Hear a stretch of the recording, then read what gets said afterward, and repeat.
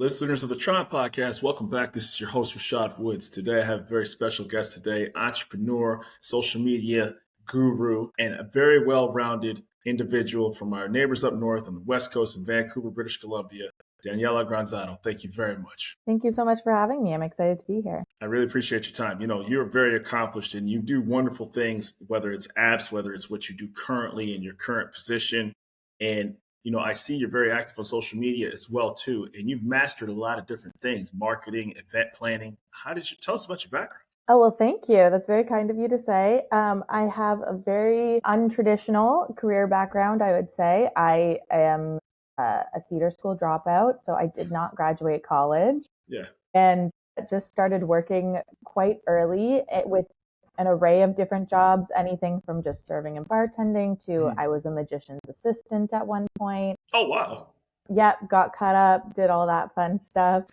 And then eventually, through a lot of discovering that I liked learning and I liked being able to change a lot of things while I was going through the learning process, eventually got into wedding planning and event planning. And then I spent most of my career at Shopify, where I had applied 7 times before they let me get in. I got in and just worked my way up, started as an executive assistant, and then finished my 8-year tenure there as the head of VIP, working under the office of the president. I saw that. I wasn't sure if that was your current because I didn't see anything with an end date. So wonderful for you. What was that experience like up there? Yeah, I actually just left because we are now building Wednesday Waffles. And so that is my main focus now, which we'll get to in a second. I downloaded that, by the way. So. Oh yeah, have you given it a try yet? Yeah, I went inside. I saw some of the postings and everything like that. I saw that I wasn't Wednesday, right? So I was like, let me just do a Wednesday actual thing, right? So I was like, I want to do Tuesday and then blow up the whole spot. But you can. We'll give you, if it's your first time, we give you a fresh waffle that day, even if it's not Wednesday. Okay. Don't worry. But yeah, my time at Shopify was great. It was a great learning experience. I had reported to the president pretty much the entire time that I had worked there. Mm-hmm. Started as an executive assistant, then went and transitioned into being the manager of his office and led his social, and his social team was his manager of and head of communications. Mm-hmm. And then my last role there that I did for the final 3 years was the head of VIP, where my team and I oversaw all of the biggest brands that utilized the Shopify platform. Right. And so when you get a chance to see up close what companies are doing well online, what they're not doing well, and not doing so well, and you see everybody suddenly jumps into digital.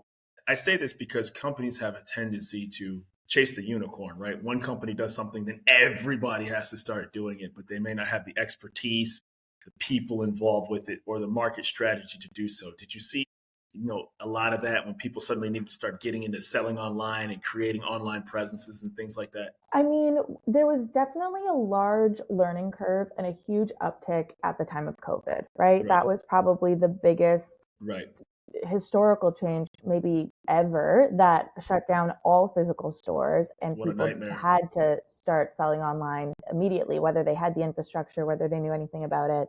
Right. So your local convenience store that was owned by mom and pop for the last 40 years had to get online. Correct. And there was definitely a learning curve, but I can only speak from my experience at Shopify. Mm-hmm. We tried to make it as easy as possible, but I will say, being on the other side of that now as an entrepreneur, nothing is as easy as you think it's going to be. No. And I've built a lot of empathy for all other entrepreneurs who are going through that journey of trying to get something off the ground and start something, because it's not as easy as you think it's going to be. You're going to run into challenges that you never considered that's going to push back your timeline.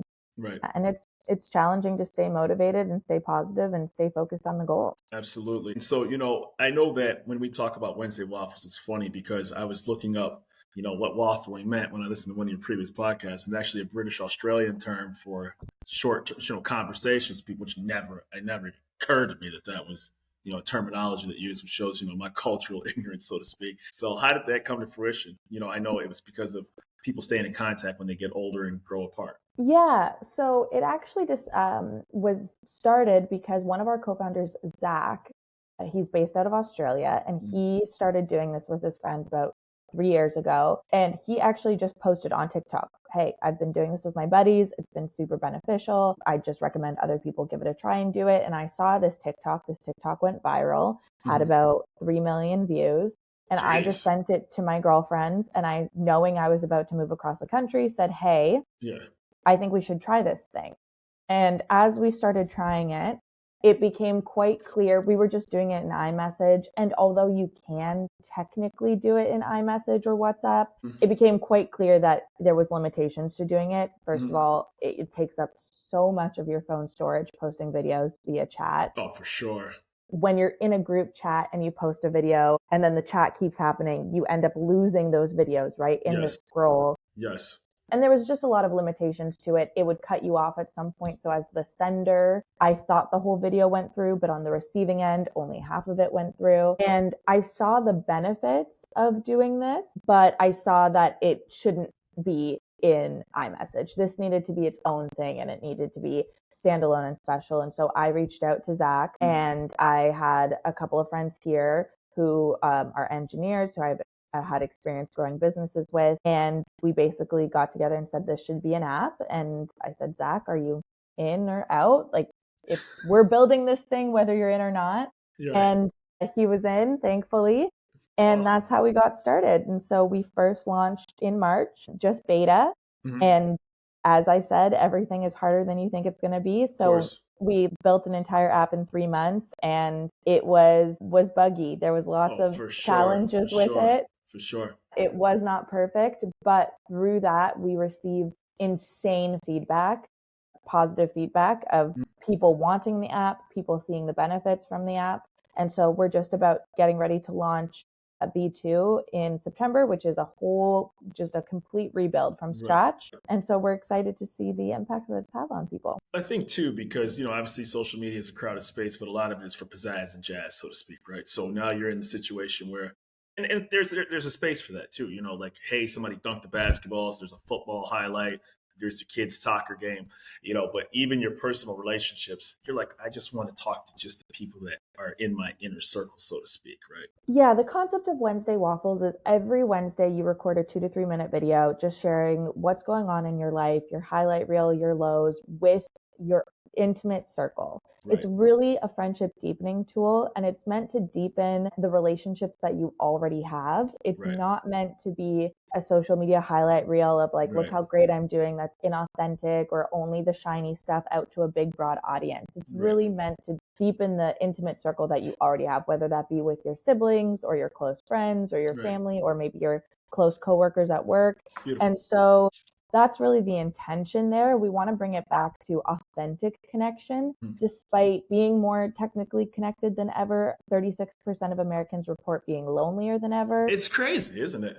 And so we're just really trying to bridge that gap. Yeah, I think that there's a certain level of, I'm digitally connected, but I'm personally disconnected, that really actually, exists. And it's worse than people think that it is. Particularly, I think, obviously, I look at the generation that's, the generation born from 1995 to 2000, right? They went through the economic crisis, right? Then they go through COVID, right? Their graduations were disrupted. Their commencements were disrupted. They've gone through economic downturns. So now they're in a situation where I'm lonely and all I know is digital online. I'm 42, so I know what it's like to go to a Blockbuster. I know what it's like to pick up a pizza and not order it through an app, right? Those little small things add up to personal human interaction. And so when you don't have that over the course of your life, when you do reach out of high school, so to speak, your inner circle is gone. It's so true. And honestly, high school and university students, I think, is really the perfect demographic to start using this. It's the first time in your life where you and your friends actually go separate ways. Yes. Right?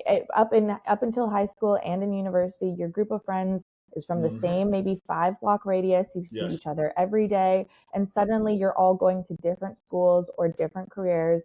And how do you maintain those relationships and stay connected when you're not going to see each other every day? It now needs to become a ritual that you own and you make sure that you do on the weekly basis. And I think that, like I said, the name kind of tossed me off because I expected some sort of, like, with all due respect, something sort of food related, right? But I think, like, if you're I could equate it to like, hey, it's breakfast time. I need to be with my clique of people, right? You're having your coffee, you're having whatever you're doing in that morning.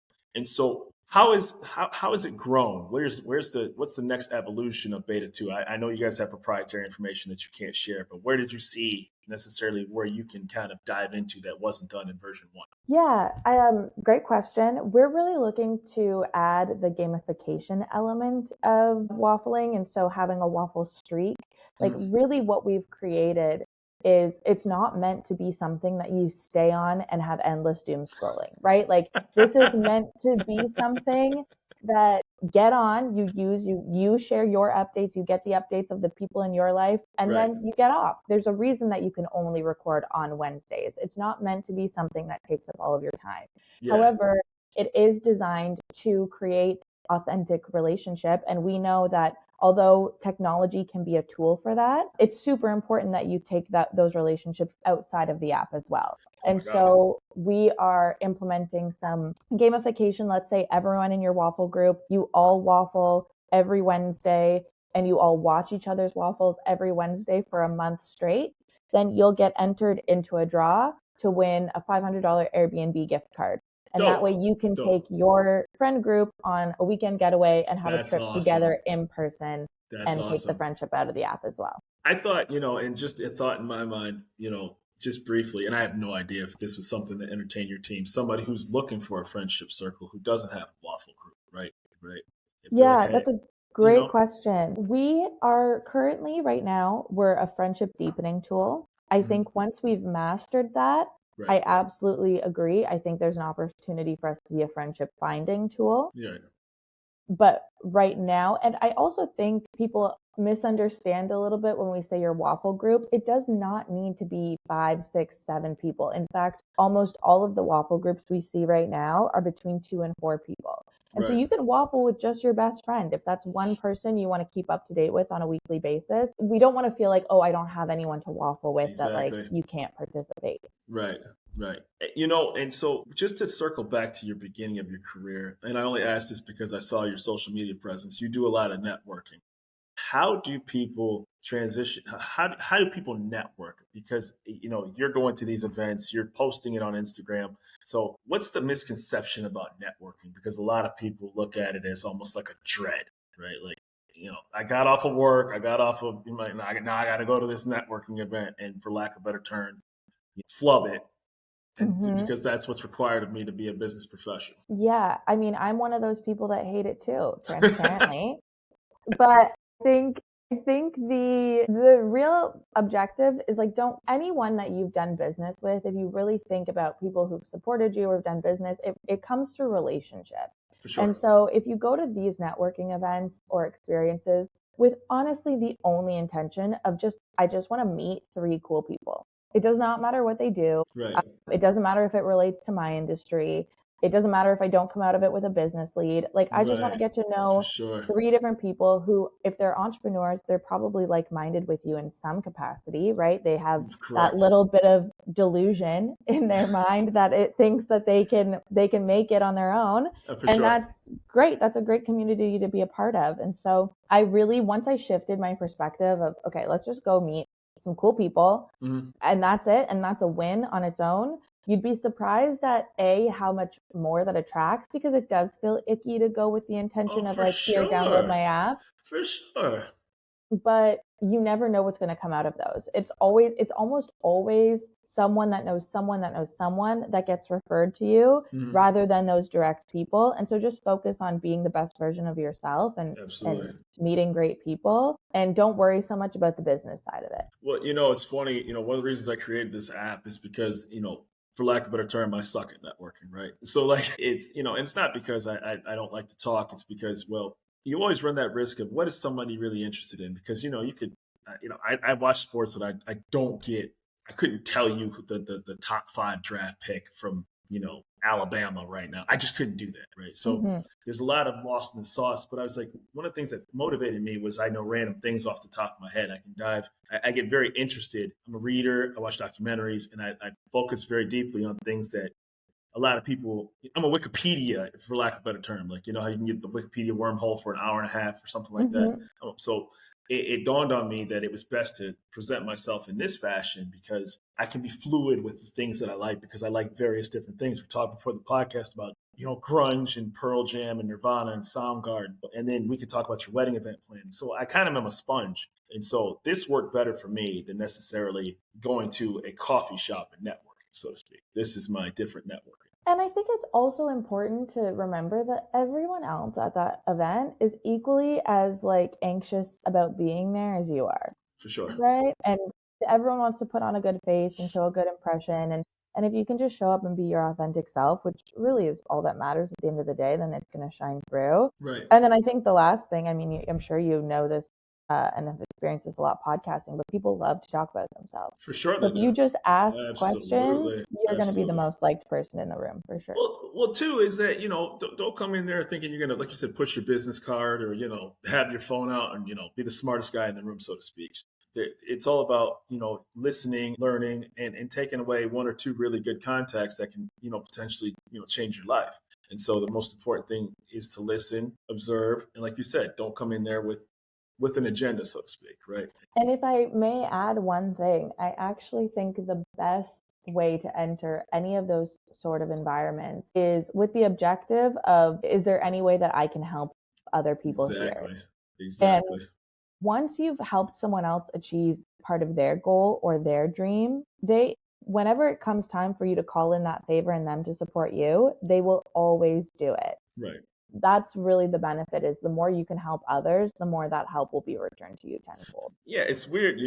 People always ask, about the secret sauce of success. Yet what's funny is that so many people like yourself are willing to share it, are willing to actually, it's amazing, right? Like people are like, oh, I gotta do this, I gotta do that. Like they're doing podcasts, they're doing YouTube videos, they're sitting down on, CNBC or Business Report, and they're telling people exactly what they're doing. So you just have to be willing to listen or for lack of a return, send that blind email and just say, hey, how'd you do it? And it works. Absolutely. And if it's a cold email phrased correctly with well done research, you will get a response. Not always, right? Don't let it discourage you if there's only one person on that list, but people want to help people. People want to help other people succeed, and they love to see that happen. And so, yeah, I think if you can find ways to help people pursue their goals and dreams, it will come back to you tenfold. So can we talk briefly about your wedding planning career and what that was like at the beginning of your career? Was it kind of like fly by the seat, so to speak, and you're just figuring out along the way? Because that's something that's the most memorable moment of some people's lives. And, that's got to be high pressure. That's got to be high pressure. Yeah, for sure. So I got into it a little bit oddly, I would say. Like I'd mentioned, I was a theater school dropout, and one of the courses I had taken in theater school was special effects makeup. And so I'd learned how to do like burn victims or like scars and that sort of thing. And I wasn't getting any work as an actor. And so I started getting work as a makeup artist on set. And working on set for me was the worst job ever. It was just hurry up and wait. You stand around for hours and hours and hours. And I just found it so boring. It just wasn't for me. Everyone like glamorizes the film and television industry, and I just did not like it. To each his own. Yes, to each his own. But because I had this background in makeup and was doing that on set, I actually just transitioned. I was like, hey, I can probably just do weekend makeup with weddings and proms, and I'll just transition over to that. And that's how I started. And then through that, I didn't mention this, but previously, prior to that, I competed professionally in ballroom and Latin dancing. And I taught ballroom and Latin dancing as a teenager and young adult. And so as I started doing wedding makeup, I was like, oh, I can also teach wedding couples their first dance for their wedding. I can add that on as a service. And then at the same time, I had started as the executive assistant to who was the chief operating officer and was planning a lot of events. And through that, learned kind of the art of event planning. It was through that journey that I was like, I can actually package all of these together and make one full bridal service. For sure. And then as the business grew, I ended up kind of leaving hair and makeup aside. It just wasn't as lucrative anymore as was the full event planning. I incorporated the first dance into the wedding planning package. I was like, if you're getting your wedding planning done, you are getting your first dance done. No questions asked. I will not have you up there just, swaying. And so that's really how it grew and changed. And then as I kept growing, I just kind of started moving away from day of planning. I moved away from month of planning, and I just only ended up doing full service wedding and event planning at the end. Well, tell you one thing, it's to be able to transition to multiple different careers, and I'm speechless right now. So, and I know that I just touched the surface of your accomplishments. So, Oh, thank you. I ask everybody this on the show, not because they need me, but because you're the guest and you deserve all your adulation and continued success. Where can people find Daniella Granzotto? Yeah, I mean, I would love for people to look us up, Wednesday Waffles app on TikTok and Instagram, and our website, www.wednesdaywaffles.com. We are relaunching in September. We've got a lot of fun stuff. We are really bringing the audience along as we relaunch. So we're rebranding. We're asking people to help vote on the new branding colors, the new logo, bringing the audience along for the journey because they've just been such a great part of it. Right. And then obviously my own personal social as well at Daniella Granzotto. If anyone needs anything or wants any more advice, I'm always here. Well, I was terrified of butchering your last name, so I said it several. That's one of the reasons I went on your Instagram to make sure that I said it correctly, right? Because you're like, God forbid I butchered it, and that's the intro, right? And then it's like, you see the interview. You nailed it. It was good. You see the interview just going downhill. The face just changes of the person you're talking to, right? No, I mean, I'm not sensitive. It's a tricky one, so. It's all good. Well, listen, I would love to have a part 2 because I need to pick your brain much further in detail, and we could talk about the version 2 launch of Waffle Wednesdays. But for right now, it was an absolute honor and pleasure to have you on the T.R.O.N Podcast. Thank you so much for having me. It was a pleasure, and absolutely, I'd love to come back for a part 2 anytime. Talk to you soon. Take care. Bye.